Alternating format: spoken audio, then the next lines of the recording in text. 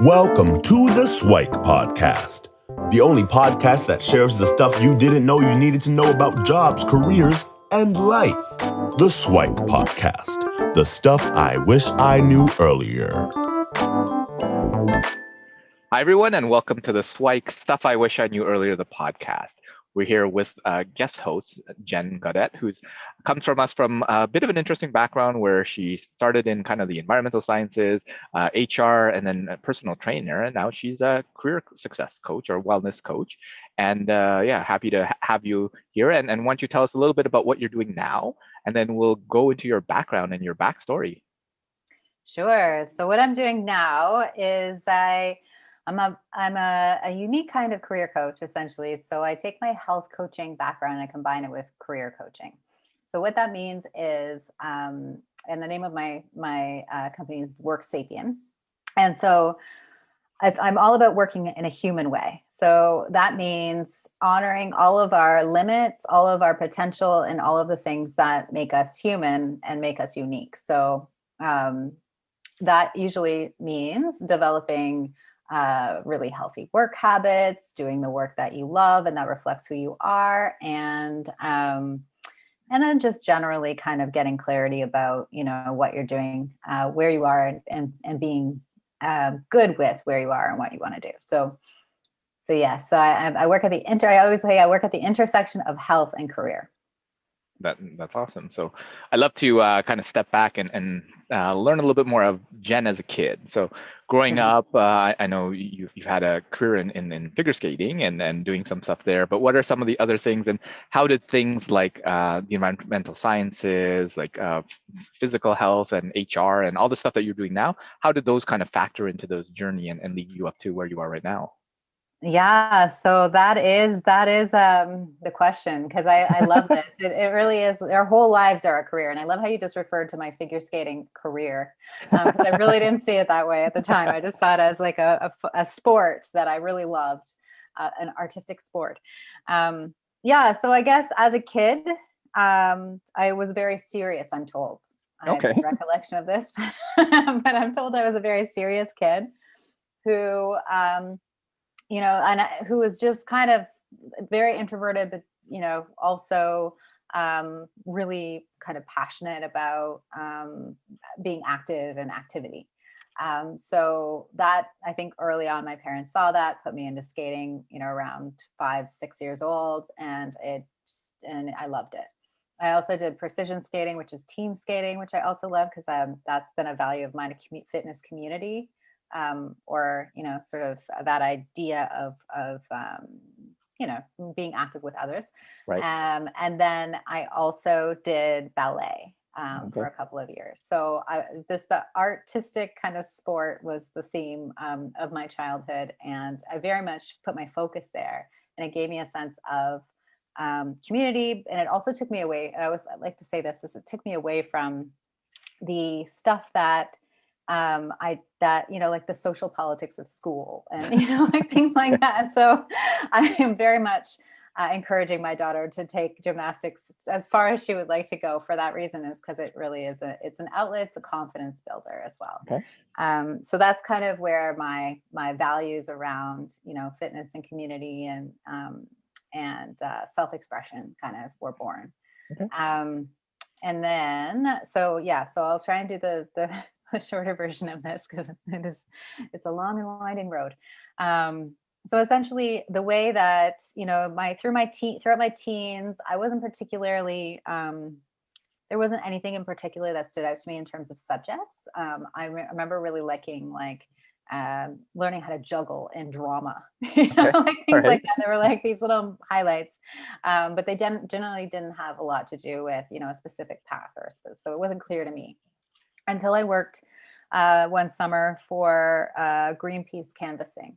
Okay. A friend of mine was doing it. It was in Windsor, Ontario. We just did door-to-door canvassing, and I found a passion in having these conversations with people, and that led me to my choice to go to select environmental studies as my path, as my for university. So I applied to a bunch of programs, and that happened quickly. Mm-hmm. that fast forward, I have a 12-year career in the environmental field, which was very much mission focused. I worked for a lot of not-for-profits. I did a little work in other organizations as well. But the idea here was that what I focused on was, how can we change people's minds about behavior, and how can they make better choices, and how can we encourage behavior change? Because ultimately, that's what we're after, right? Sure. With the environment, it's all about behavior change. We as humans need to see and act differently than we currently do. Obviously, we're seeing climate change and how real it is right now. So at some point there was another turning point. And I realized that towards the end of that career, I had there were some, it just kind of wasn't, I didn't feel that I was growing. I didn't feel that it was as much a reflection of who I was. And I noticed that I was really interested in the dynamics and sort of the social and the experience of work. And so I was constantly observing and sort of having conversations about, the organization itself and the way people were enjoying their work, and how we can, be more empowered as to do this work. Anyway, that led me to HR. And I did have a turning point as well around that time, where I had when I was trying to deciding what I was going to do. I went to see a career counselor, and the career counselor just suggested to me she said, well, I guess after we went through a whole list of things, I had done this, I had done the work. I was like, I don't know what it is. What is next? I really felt that in what, when people come to me, they feel the same way a lot of times. And so she said, well, you could start your own business. And I don't know, that landed in a way that just kind of blew my mind. I was like, I could. That kind of solves I was a single mother at the time. I had, I needed flexibility. I was just trying to figure out how all the pieces are going to fit together in this new career, and how I was going to make this change. And ultimately, I ended up starting a workplace wellness business, and doing my HR diploma at the same time. So fast forward again, now I'm back in the environmental field, working full circle, Greenpeace again, in HR this time. And I had another turning point where I was just it was not right. The job was not me. It was, I thought, okay, well, I have all these pieces together. I was even creating these wellness and meditation programs for staff. I was just bringing as much of that as I could. Right. It was not right. So I one day I remember having clearly having a kind of the revelation, I'm going to go get my health coaching certification. That's it. And I'm going to do what I want to really truly do. And I knew it in my heart, I knew what I wanted to truly do. And just I didn't just need that one experience to kind of launch me in that direction I've been coaching ever since. And that, it led me to I realized a lot of my health coaching conversations had a lot to do with career. And so as I navigated that, I built some career coaching into my health coaching initially, and now I've flipped it, and I'm reversed, sort of building health coaching into career coaching. So doing a lot more work, helping people find jobs, helping people make changes, helping people be healthier in the careers that they have, and leading with the career piece. So it's all very much been a process of uncovering clues and trial and error and career exploration to the max. and really where I am now feels like that the culmination of all of that work to kind of find where I'm most leveraging my superpowers the most and really aligned with my values the most. That's amazing. So thanks for sharing the journey. And I'd love to kind of head back to a few of those key moments and talk a little bit about some of the influences that were there. So in your early kind of skating and ballet days, that sounds like it was really mom and dad kind of focus, hey, you should do this. And were there a lot of conscious decisions on your part to say no, mom, I want to go into ballet? Or was it more they said, hey, you are pretty good, let's do that? Or Just want to walk through some of those I think things. that it was all about, it was originally my coach Okay. saying that I would benefit from ballet because the solos that we did had a lot of ballet artistry kind of arms and things like that. So it was meant to, initially it was meant to support my skating, and then eventually if you get too deep into the ballet, then they make you choose. Okay. I chose skating. And so yeah, I think it originated, it was really all about like my parents were very much do whatever, do what you want, and they kept me, and they saw that I was very passionate about it, and so they supported me in it, but without being highly there are some accounts of some very highly aggressive skating parents. They were not like that. They were very, sort of, they'd take me to the competitions, they'd, be in the stands and support me, but they were definitely not trying to kind of steer me in any particular direction. It was just kind of, take it as far as you can. And I took it right up to the age of 16, which was kind of a natural end.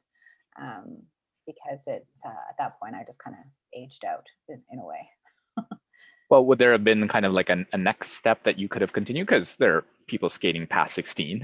Right? There are, yeah. Well, in the competitive with coaching and the schedule that I was, I think at that age you're a teenager, right? And other things start to become like friends and socializing and that kind of thing started to compete in terms of priorities. So I think that's kind of how it went. Cool.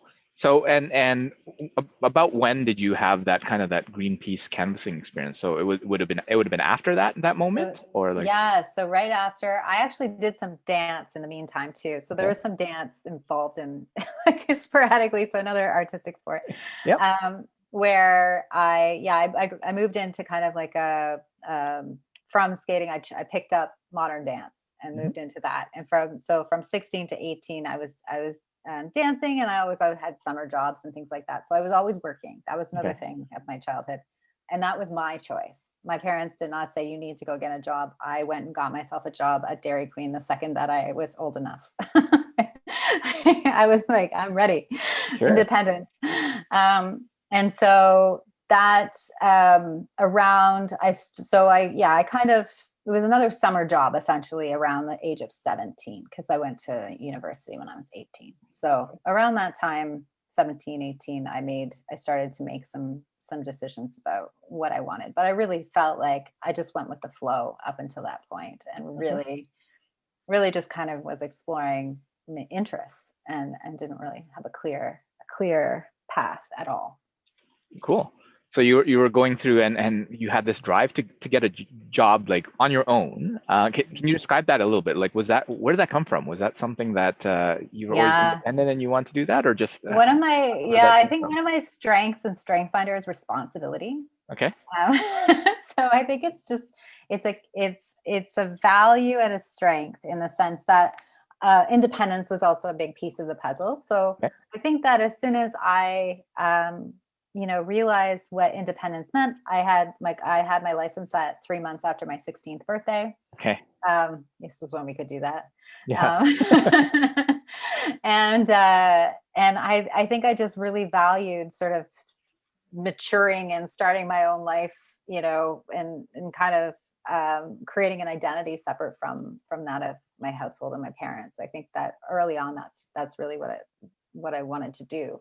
And having income was a big part of that, of my own income. And so I worked in so many different jobs. I worked at a hardware store. I worked at a coffee shop. I worked at a garden center, a bakery, all of it. I did so many different jobs when I was during my teens and, in summers, and then also in university. I worked at the library, so many different jobs. Yeah, I've had some conversations with folks, and for some reason, a lot of folks who really spent that time to have the jobs when they're younger, right? Like not the co-op or like the jobs in university or whatever, but in like high school and earlier. Those are the ones that have like a different sense of independence, responsibility that help them in acclimatizing to the real world, right? So some of the feedback has been that you should try to get a job as early as you can, basically, whether it be in a coffee shop, a hardware store, or whatever. So that kind of just speaks to some of the variety of experiences you can have, and probably a lot of the learnings you can have, probably on the soft skills in terms of like time management, showing up on time, and how to talk and communicate and deal with people. It's kind of a preschool, right? A different sort of university or pre-university where you get a different sort of real world education. So that often speaks to that responsibility. But I'd love to chat a little bit more about that environmental experience where like, so you found kind of a love of Greenpeace. It was kind of very mission oriented. And then how, like, what were the best parts and highlights of that? And then how did you kind of, for lack of a better word, kind of like fall out of love of it, right? Yeah. So, and I mean, it's the strangest thing, like who leaves the environmental sector, right? Sure. When the need is so high. And I remember people used to say, are you still trying to save the world? Like it was, it was just like, I guess that's what I'm doing. I didn't see it that way. Sure. But yeah, so I guess it was really, I mean, I wasn't seeing the alignment with my effort and the change that I was after. So I was, I felt like I was, the impact that I was having is very small. Right. And just within the context of the programs that, whether it was Go Solar, which is a program I ran with residential solar, it was a lot of renewable energy programs and things like that. It was just the early dawn of the renewable energy sector in Canada. So yeah, I felt like my role wasn't big enough. I think that was the biggest feeling. It was just that I was kind of stagnating in terms of my personal experience of work. It wasn't, I wanted to continue to have an impact, and I truly believed in, the work that we were doing and how important it was to do, but the mission alignment, I wasn't seeing the path. That was no longer motivating me. It was, as initially, I think that was a big motivator for like up to 10 years. I was motivated I felt that mission alignment. I was aligned with the mission, and therefore what I was doing was, was clear. But then I started to kind of feel like our approach and maybe some of the programs and the way we were doing things in various organizations just wasn't aligned anymore. I don't know how else to say it. It was that I needed to do more and be more, ultimately, was the feeling. Cool. So you had this feeling of wanting to do more, and then somehow kind of HR decide to fill in the void and say, hey, this is how I would do that. Talk to us a little bit about kind of that decision-making process, or like how did you come up with that, and what were the signs that pointed you in that direction? Yeah. So I quickly realized that if you're not happy at work, the impact that you're going to have and the sustainability of your work, the work itself is not going to be there, and you're going to burn out. You're going to stop anyway. And so I saw the fact that I remember having this conversation, one of my exit interviews with HR. It's just like, we need to have sustainability within our own lives, and we need to be out of survival mode ourselves in order to do this, in order to really truly care about the environment, truly change our behaviors. If we're in survival mode, just kind of making ends meet, and if we're not, and even in a kind of an earning potential kind of context, right? Like if we're not earning enough, we're not growing enough within the context of our roles, then we're not, as whether we're employees or whether we're talking to the people what we're trying to affect or trying to influence in terms of the way that they're behaving. If everybody's in survival mode, it is really tough to influence change. It's really tough to care about anything outside of your little bubble, because your little bubble is just barely together, and so I think was part of it, is that I saw it as a foundation for doing work that is meaningful in the world. And if you've got to kind of feel energized, and you've got to be well, and you've got to thrive to a certain extent within the context of the work that you do in order to do the work that needs to be done sustainably. So it all sort of framed around the sustainability as a theme. It's like, if it doesn't feel like we can keep going, then we're not, just as humans, going to be able to do a whole lot more, because we're digging out of a reserve that is depleted ultimately. And that's a metaphor that works on both levels. Yeah. Just made that up. Yeah. Yeah. You can incorporate that into your marketing material later on. Yeah. I guess. No, We have a recording.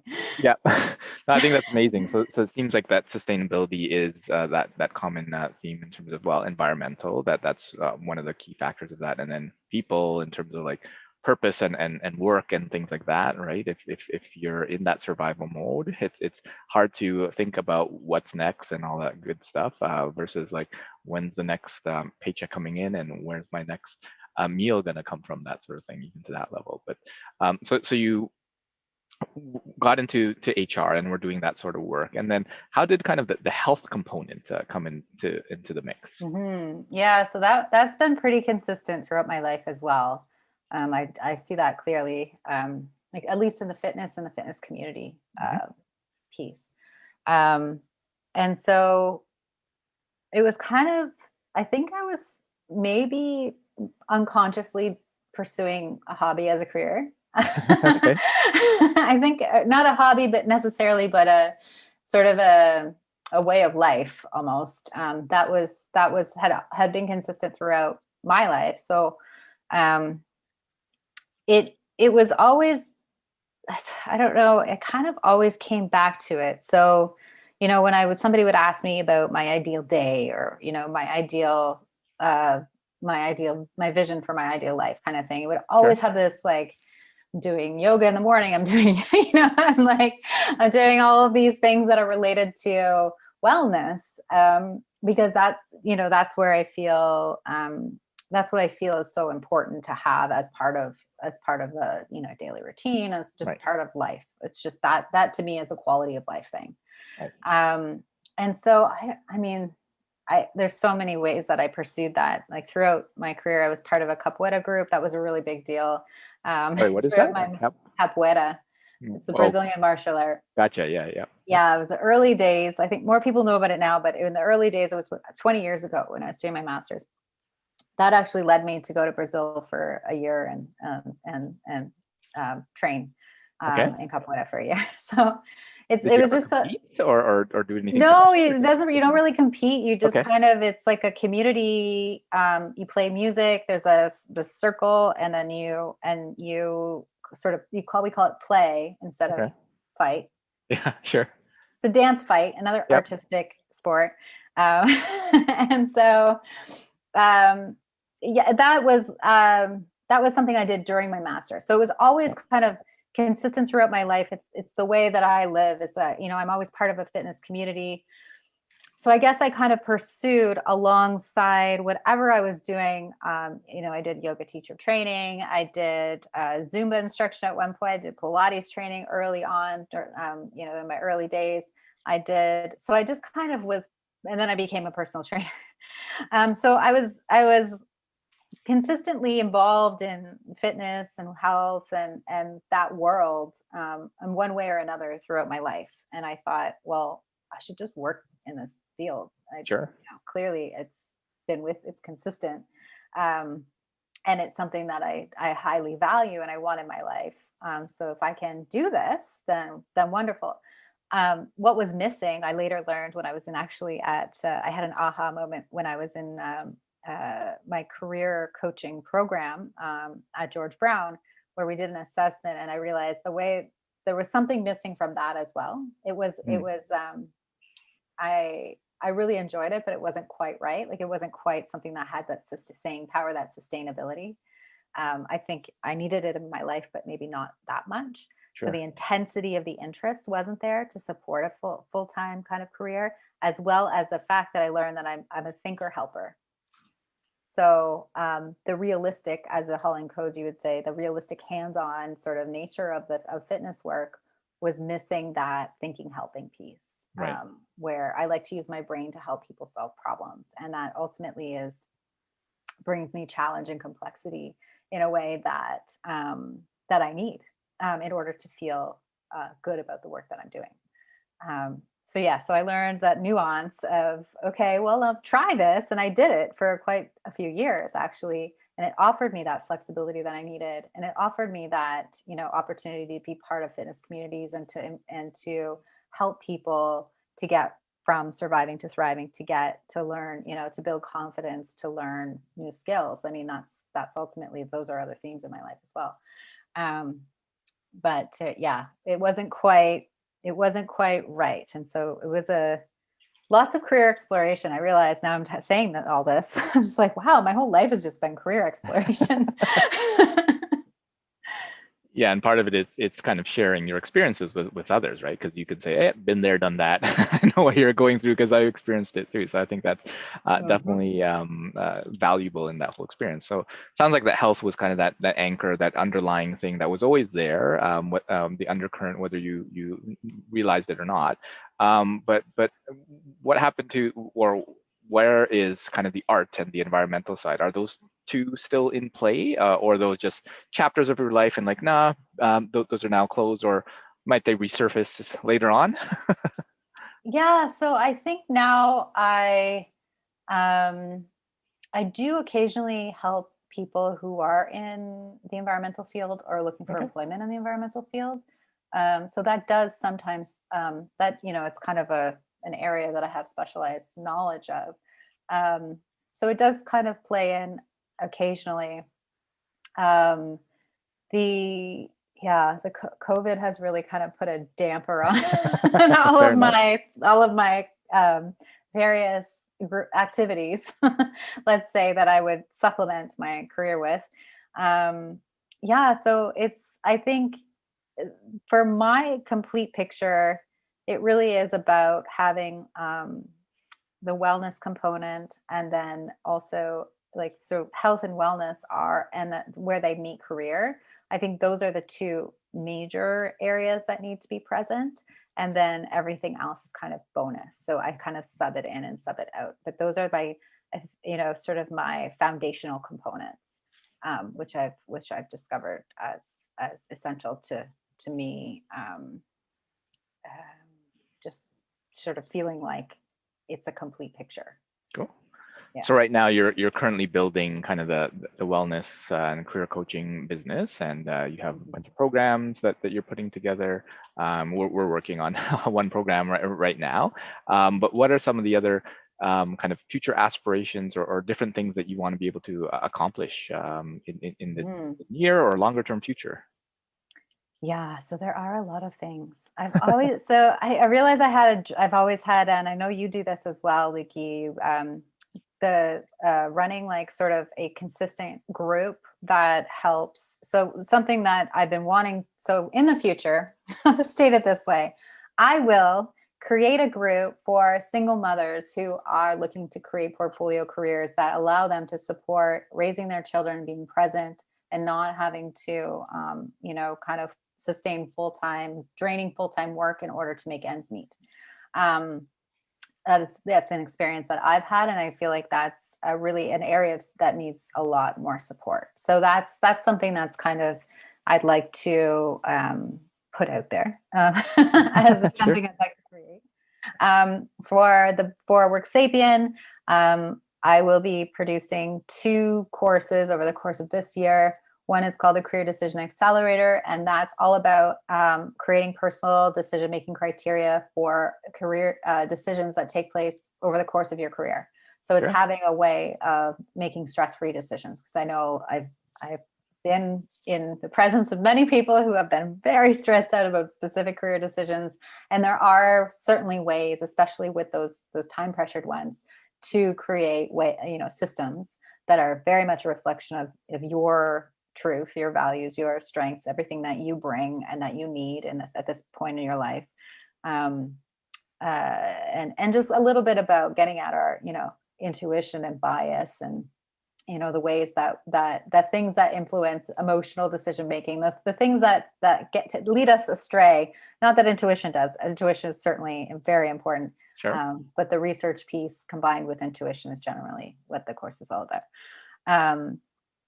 And then I also am building a course around health competencies for career success. Okay.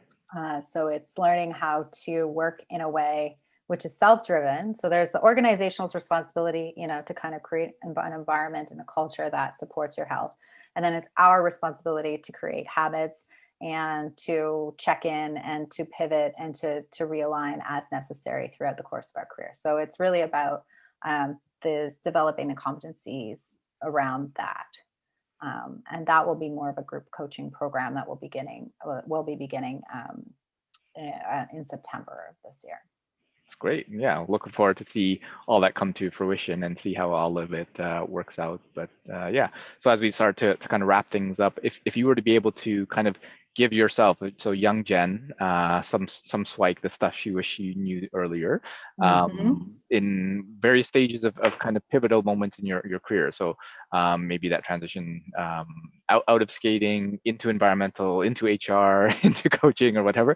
What are some of the things, maybe 1, 2, 3 things that you would share with yourself that you wish you knew earlier? Yeah, so I guess if I was to talk to younger Jenn, who I don't think stressed out too much about this stuff, about the future orientation. I enjoy talking about the future, but I'm also very naturally kind of present in my world. One thing is that life is a work in progress. Okay. And so it's this idea that, we don't have to arrive necessarily at a finish line. It's all about the journey. And I think that's something that I really didn't get until, about 5 years ago or so. So that the journey is where all of the magic is, where all the joy is, where all the learning and the growing happens. When you arrive, it's just kind of a bonus. It's not, that's not where the feelings, the good feelings and the gratification comes from. It's really about all everything that happens along the way. So figuring out how to enjoy the process. Huge. I'm still figuring that out. Sure. And it's okay to change your mind, kind of along those lines, in that the world, I think, especially at a young age for me, I got this idea that you got to be one thing. Right. And if you don't figure out that one thing, then you're lost. And you get labeled lost. And I think I remember my dad telling me that once. You sound really lost. I was like, oh, so offended.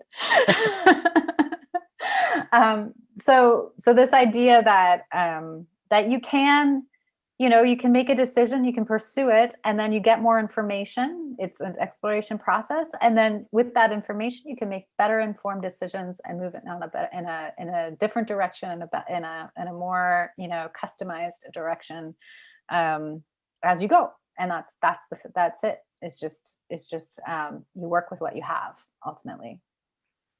And then I think the third thing would be that the ultimate career is a customized career. Sure. I really believe that is that looking for, it's kind of like looking for that fit is a lot is as you kind of get to know yourself as an adult and you start to see, sort of what works, what doesn't. If you can take that knowledge and bring together, especially in the gig economy, there's more opportunity than ever to customize. So to bring in the proportions of what you need. So my 2 big proportions are career and health, work. And so if you can figure out what those proportions are and then design a career that is really about, is really built on, the pieces of the pie that you need, that you understand you need, then that's sustainability. That's the key to, being able to have some staying power, some longevity in what you do, but then up to the point where it's time to shed and be called in a new direction, which is totally okay as well. But yeah, that customization piece is something that I think I wish I knew earlier.